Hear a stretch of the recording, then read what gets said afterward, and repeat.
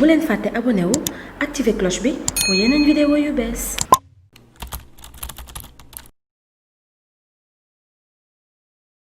waaw loolu li tax ma koy def moom mooy tey jii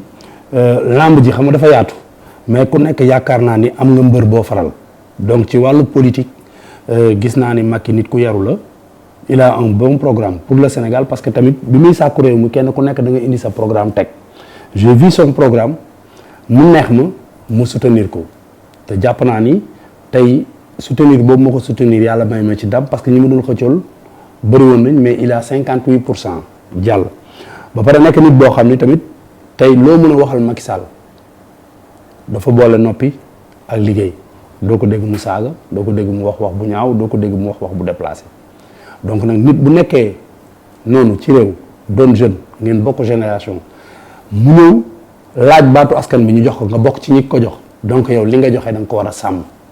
moo tax su ma gisee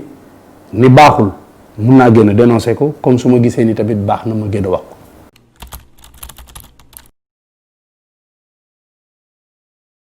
waaw li may xaar ci moom en retour moom mooy xam nga dundu Sénégalais yi neex mooy Sénégal am jàmm mooy li mu ñu dig mu def ko te jàpp naa ni mu ci yoon bi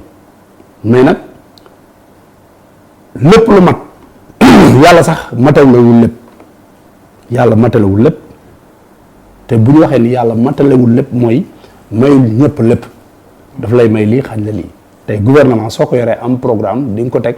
di nga am ay yéene mais di peut-être di nga teg ay nit yoo xam ni nga bëggoon ñu doxale wala ni nga bëgg ñu doxale duñ doxale noonu loolu rek moo fi ne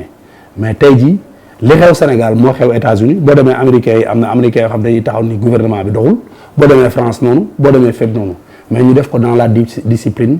def ko ci yar ak teggin ci bañ taal dëkk bi ci bañ yàq dëkk bi parce que dëkk bi ñun ñoo ko moom c'est notre avenir sunu avenir la ak sunu avenir doom donc mag ñi fi nekkoon démb ak bërki dem li ñu fi bàyyi waruñu fi bàyyi puso bi mu réer suñuy loxo donc ñun dañu war a def le tout ba sàmm loolu protéger ko moo tax tey ji bokk naa ci ñi nga xam ni soutenir nañ programme mu président votel ko donc du ma voté dara ba pare ni du ma ci jàpp loolu moo tax ma koy jàppale mais amul leneen loo xam ni maa ngi koy xaar comme wàllu loo xam ni ay salaire la wala dara wala lu ñu lay jox non non non.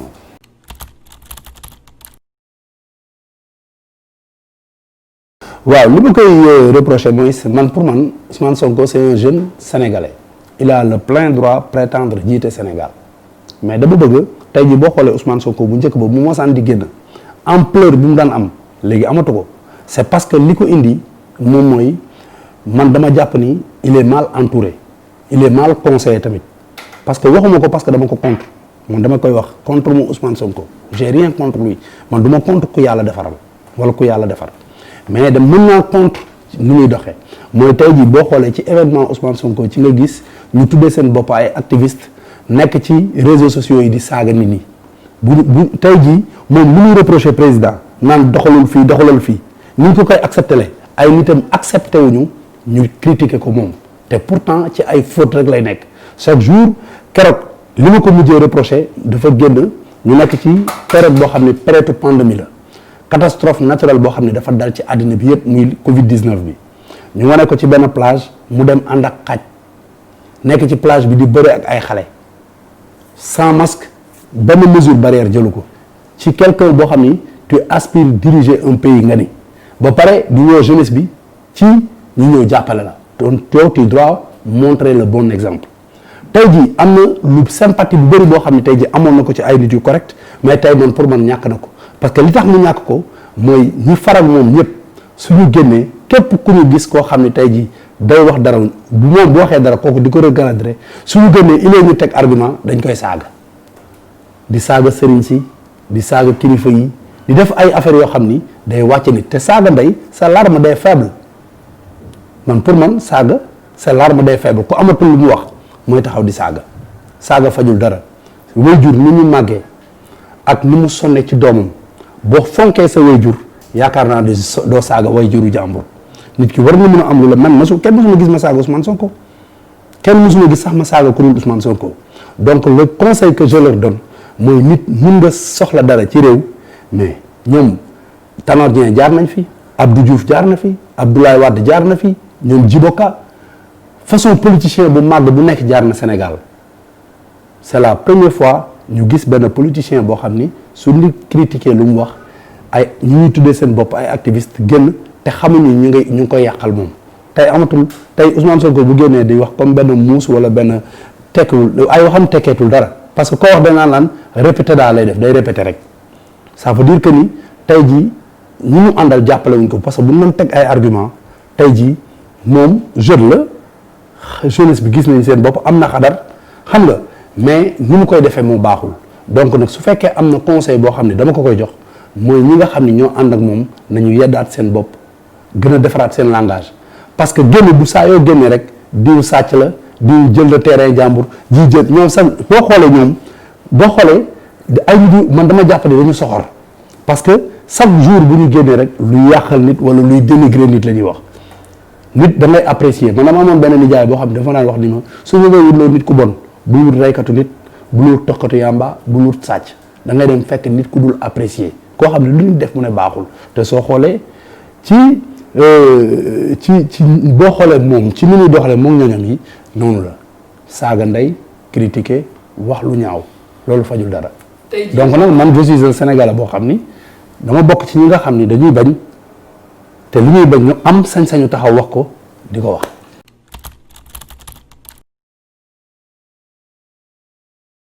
ça m'a fait ni chaud ni froid xam nga man lan la ma yàlla defal man j'ai xam nga une tête de fer parce que musuma sàcc musuma violé musuma def lu ñaaw ci réew mi mas ngaa dégg ñu ne maam góor sàcc la mas ngaa dégg ñu ne dafa truand nit mas ngaa dégg ñu ne yóbbu nañ ko police awma kenn benn problème je suis tranquille donc kiy taxaw di saaga wala muy taxaw di wax lu ñaaw si maam góor damay jàpp rek li muy wax lu mu créé la moom ça m'a fait ni chaud ni froid du ma ci mer du ma ci kontaan billaahi wallaahi damay jàpp sax ni moom promotion la may defal parce que mu ngi wax ci man loo xam ni xam nga li muy wax nekkul xam nga tey ji bu fekkoon ne def ni maam góor sàcc la wala maam góor dëpp na kees wala maam góor def na njubadi mais man kenn xam moo ci njubadi ku may xas Sénégal lan ngay wax xanaa taxaw di saaga rek nga mën a def te saaga c'est l'arme des faibles donc kon ñooñu man damay kontaan ci ñoom parce que promotion lañ may defal il faut ma promotion gratuitement parce que man tey samay doom samay frère sama yaay samay mbokk dañ ma juddu ñu jur ma ci farataak sunna yar ma teg ma dans de très bonnes conditions du ma tux cigarette du ma tux yamba du ma naan du ma sàcc du ma wax lu ñaaw du ma def njubadi du ma wax njubadi ba ma dalay wax ci télé ak rajo ku mës a gis benn image boo mën a génne dégg ni maam góor saaga na fii wala wax na wax bu déplacé génne ko dëgg nag day déranger dëgg peut-être bi may wax moo am ñoo xam ne daf leen di déranger mais buñ ma ci saaga wala ñu wax ma ci lu naqari samay doom buñ ci meree wala samay mbokk dañoo ñàkk fayda parce que tey ci li ngay mer mooy tey ji ñu ne woon maam góor dañu ñëw bett ko ci jabari jàmbur wala dañoo ñëw fekk ko muy sàkku ay xale yu ndaw wala dañoo ñëw fekk ko mu dëpp keesu jàmbur mais yooyu yëpp amul donc ñooñu di wax noonu donc ça me fait ni chaud ni froid.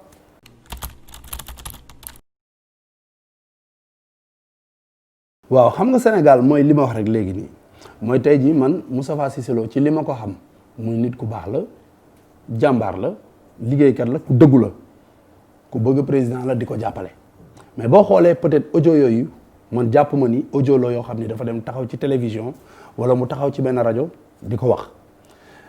man dama jàpp ni loolu c'est des trucs privés un truc privé nag ki ko jël teg ko ci kaw public bi kooku la ñu war a indil problème parce que man dama jàpp ni yow mi may interviewé am na ñoo xam ne yow ak ñoom séq ngeen wax yu déplacé saagante peut-être ñoo màggandoo wala ñoo xam ne yéen a defandoo armée wala yéen a defandoo dara donc tey ji bu fekkee ni nit dafa jël téléphone am woo nit di wax ak moom ci téléphone bi ba wax yi nekk wax yu tàng ba saagante am ci ñi ko def peut-être mën na am biñ koy def dañ ko def ak benn humeur benn xam nga benn kii mais defuñu ko woon pour mettre ko ci place publique bi donc man pour man ñi ko génne yóbbu ko ci public bi ñoom la ñu war a critiquer mais dëgg la kenn rafetluwul ay saaga kenn rafetluwul ñu lay saaga mais am na loo xam ni mënul ñàkk bu nekkee des trucs privés dañ ko war a gérer xam nga privément quoi mais waruñu ko jël indi ko ci voilà te tamit dafa am ñoo xam ne ci loolu la ñuy jël profito xam nga sénégalais tey boo gisee benn nit bu jàng alxuraan ba am yenn lijaasa yi dëgg la mën nañ ko partager mais sénégalais waxuma ñëpp nag la plupart dañu bëgg di participer dañu bëgg di partager insanité te loolu amul sens Sénégal benn bopp la kenn mënu ko xar ñaar tey peut-être nit mun na am lu ko nexari mu de ko ne mais mun na dem ba ci biir mu regretter donc nag man pour man du ma juger nit ci benn yoon bi gis naa ko ñu waxal ko lii wala def na nii peut-être li waroon nekk privé li ñu yóbbu ko ci place publique bi te nag nit koo gis ci àddina muy dox muy man muy yow mi may interviewé muy ñi seetaan kenn ku nekk am nga intérieurement loo xam ni yaa ngi koy def loo xam ni boo sañoon ci place publique bi kenn du ko am kon nag ñi nga xam ni ñoom ñooy jël les données personnelles wala ay audio yoo xam ni c'est des audios personnels nit lu mu waxante ak moom nit téléphone nga enregistré ko di ko génnee ci place publique bi donc pour man bu fekkee am na ñoo xam ne war nañ leen régler ñooñu la war a doon.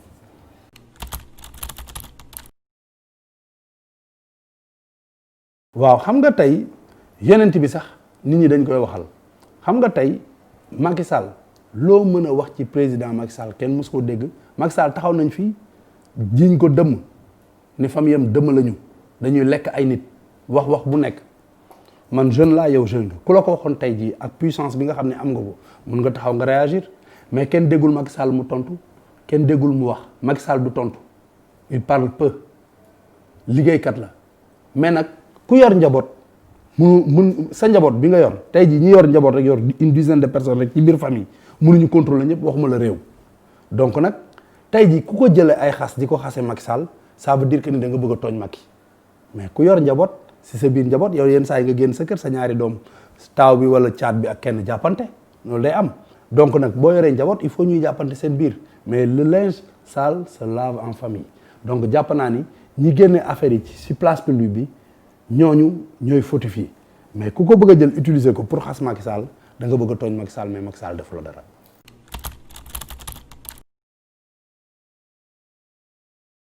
waaw xam nga man tey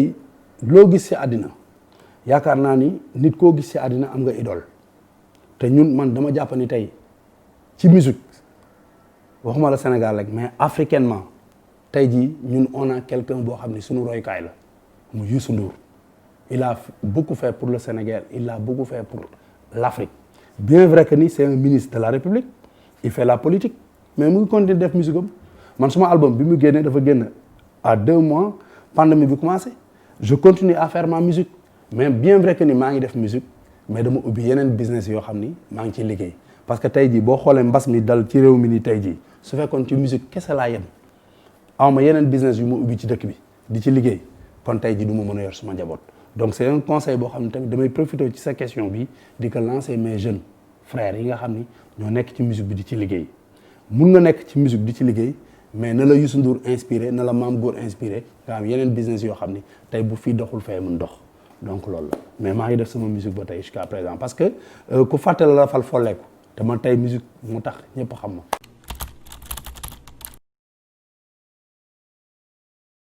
waaw xam nga man nit laa koo xam ni man du ma yéene nit kaso te coon tamit loo mën a wax tamit am na liggéey bu rëy boo xam ni liggéey na ko ci réew mi mais tolof tamit yàlla day dogal ni mënut a ñàkk. comme man dossier bi maîtriser wu ma ko comme ni ko Sénégalais yëpp gisee laa ko gisee ñu ne nii faux billet fii nangam dugg na fi génn na fii ñu nekk ci tribunal di àtte jàpp naa ni man am naa confiance ci sama justice réew suñu demee ba àtte nit ki nii tëj nañ ko lii bàyyi nañ ko lii justice bi wax dama ciy ànd xam nga di ñaan tamit loolu bañ a dalati ku mel ni coon bañ a dal tamit képp koo xam ni Sénégalais nga quoi parce que tamit bu ma sañoon Sénégal ñëpp jàmm la ñuy am ak tawfeex.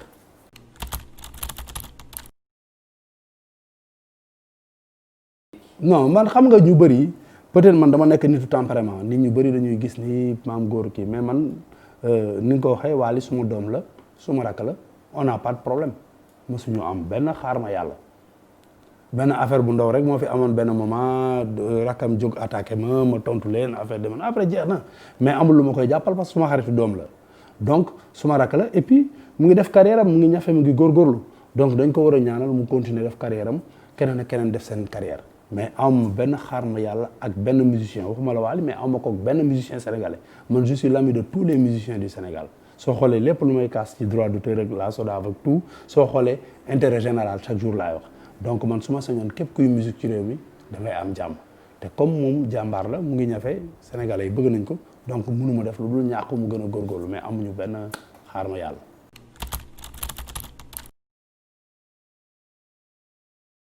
mooy changer xar kanamu Tëngéej parce que ñun booy fàttaliku ñun ñoo woyoon neexul waaye dëgg la Tëngéej dëkk bu salte la temps Bamba Ji Fall ça fait il y a 20 ans ci ginnaaw tey jii boo xoolee ñun ñoo juddoo Tëngéej doon ay pur produit Rufisque quoi juddoo Tëngéej màgg ba tey jii am âge bi ñu am ñu gis ni xar kanamu dëkk bi boobu ba léegi changé parce que on a 14 kilomètres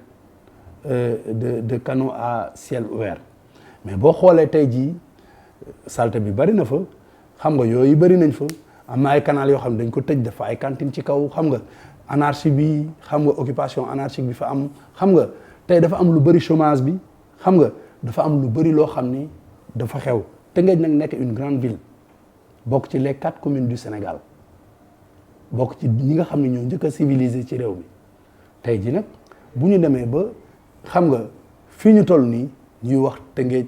nii la mel Tëngéej nii la mel ñun yàlla dogal ñu doon ay doomu Tëngéej yàlla may ñu ay relation ñu xamanteeg ay homme d'affaires.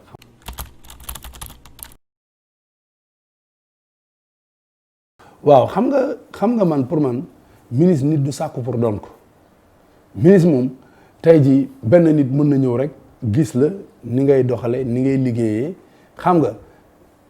loolu doy ko mu wala proposer xam nga ministre du question nit ki da ngay liggéey pour nekk ministre non ministre da ngay gis ku defar gouvernement xool ñi ko doy mu tànn leen tey jii bis bu Sénégal demoon ba yaakaar ni Mame Goor war na mun a nekk ministre ci lii wala mun na taxawal Sénégal ci lii buñ ma ko proposé su fekkee mun na nekk dama koy jël parce que tey jii man li ma intéressé mooy Sénégal am jàmm mooy Sénégal dox mooy nit ñi bu ñu maree naan bu nit ñi génnee taxaw dox ci goudron bu baax bu tawee inondation du am Sénégal bokk ci dëkk yi nga xam ni mooy dëkk yi nga xam ni exemple la ñuy doon pour l'Afrique te yàlla dogal na Sénégal dëkk bu tuuti la ci population mais dëkk bu rëy la ci tur ci àddina bi fépp parce que man damay voyager damay tukki xam naa ni Sénégal fu mu dem ci àddina bi jox ko cër donc li war rek moom mooy defaraat jikko yi bokk ndey bokk baay bañ a yàqalante yéenante jàmm tey waxante dëgg mun na nekk voilà.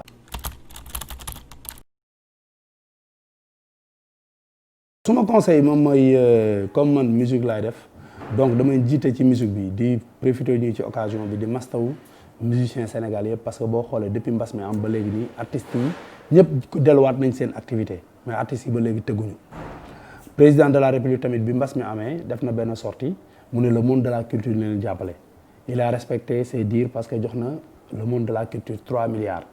donc tey ji mu ngi au niveau du ministère de la culture ministre bi yor ko may profiter ci occasion bi doon nañ jàppante benn moment mais tey ji yàlla dogal na tout est xam nga revenu dans xam nga ñëpp jaaraat na ci yoon donc xam nga ñuy profiter nag ci occasion bi di ñaan yàlla xam nga lii nga xam ne président daf ko jël jox ko ci loxo teg ko ci loxo le ministre de la culture mu mën a dem ci artistes yëpp beneen bi ci topp mooy comme rek ñu fi ñu député woon Sénégal benn bopp la kenn mënu ko xaar ñaar muy opposition muy pouvoir dëkk bi tey bi bu yëngatu woon yow doo dox say soxla man duma dox samay soxla tey ji boo mënee am temps ñëw toog fii defal ma interview dans la tranquillité yor sa oto xeer dalu la dara dalu la ça veut dire que ni on est en paix boobu nag nañ ñaan yàlla mu continuer mooy ñi nekk pouvoir xam ni li ñu yor dañ leen ko dénk ju yërëm sénégalais yi yor ko yor bu baax ñeneen ñi nga xam ne tamit tey jii dañu nekk ci opposition ñuy joxe ay discours yu baax xam nga di def discours yoo xam ni c'est pour inciter jeunesse bi à la violence c'est pas bien loolu conseil bi may jox la et puis di ñaan tamit le président de la république poste premier ministre dafa am importance ci dëkk xaw ma nan lañu xalaate woon ba dindi ko mais man bu ma sañoon poste boobu dafay dellu siwaat parce que tey jii ku jóg rek bu sa tànk di metti sax nga ni président donc dafa am benn affaire boo xam ne moo war a nekk tremplin lañ koy wax xaw ma dafa war a am lu nekk ci diggante bi donc xaw ma nan la demee du ma ni président juum na wala juumul mais daal man su ma sañoon poste premier ministre dañ koy indiwaat et puis ministre yi nga xam ne tamit président am na ci ku ñoom confiance fal leen dénk leen nit bu amee ngoru ci 14 millions de sénégalais mu tànn la def la un ministre de la république loolu du njàmbaaru kenn privilège la am leen ngoru taxaw di jàppale président ci askanam mooy di ko défendre parce que président fi mu toll nii franchement comme ni ko nit ñi waxee sonn na trop mooy nit ñi dañuy jóg ku jóg ni président lii mu fal ay nit jox leen ay ndomba tànk yow nga toog parce que tubaab nee na qui ne dit rien consent boo taxawee ñuy xas ki nga xam ne mooy sa mentor jàppale la fal la jox la ay poste de responsabilité ngay tukki doo jënd billet doo wut visa doo jënd essence foo taxaw ñu wër la sawaay da nga war a am ngóoru nag défendre kooku nga xam ne moom moo la fal donc c'est un message que je donne à tous les ministres de la République di profiter nag ci occasion bi di ñaan Sénégal yàlla def fi encore une fois jàmm wasalaam merci. bu leen fàtte abonné wu activer cloche bi pour yeneen vidéo yu bees.